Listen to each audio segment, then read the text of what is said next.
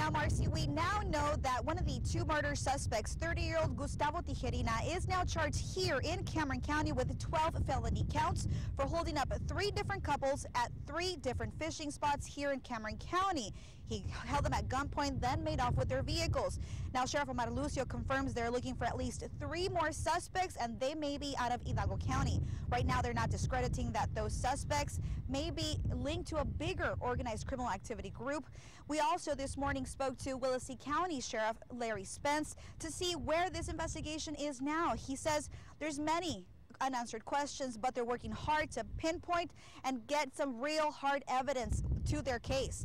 And also we spoke to a witness who came face to face with these 2 alleged murderers, and you might be surprised to see how she describes them.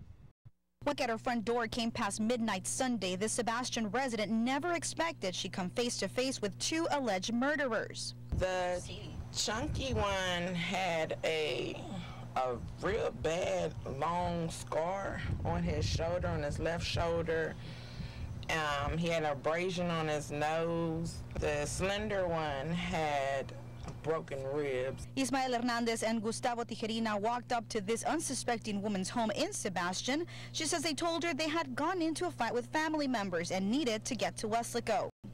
She gave them water, let them charge their phones, and sit on her porch. They seemed harmless. You know, they were well-mannered.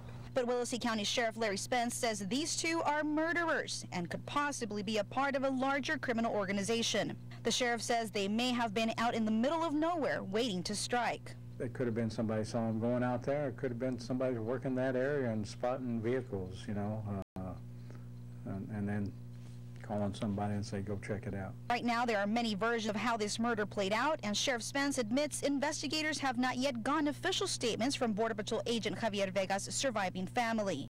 We're trying to give the family the benefit of the doubt right now on what they're going through until that's over and done with. Investigators have, however, instructed the family not to speak to the media about the case in order not to jeopardize the investigation. They haven't confessed to shooting anybody, but they've confessed to being at the scene.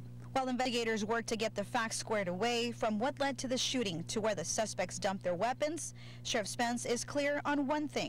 We've been preaching border violence for 4 or 5 years and nobody wants to listen. And here it is right in our backyard.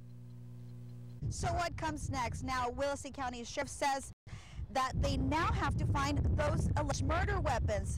He says that the suspects told them that they dumped them out into a body of water. However, they are not buying that. This morning, they had 2 ATF canine dogs searching in the same area where those suspects were caught in Sebastian. Of course, we're going to keep you posted as soon as any of that information becomes available. For now, I'm in Olmito, Daisy Barrera, Action 4 News.